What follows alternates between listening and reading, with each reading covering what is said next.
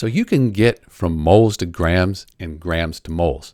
The crucial next step is to start to relate this to chemical equations or finding the molarity of solutions.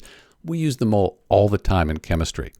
One thing that you're sure to be asked to do, probably soon, is figure out how many molecules are in a mole, or how many liters of a gas at standard conditions are in 1 mole. And you pretty much know how to do it already.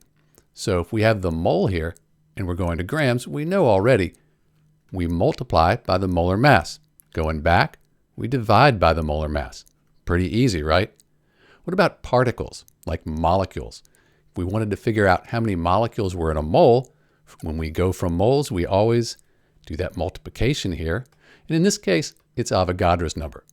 If you're given a bunch of molecules or atoms and you want to know how many moles you have, you divide by Avogadro's number. And down here again, moles to liters, we multiply.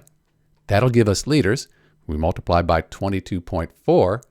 And if we have liters of an ideal gas, we just divide by this number here, 22.4. And that's our conversion factor there.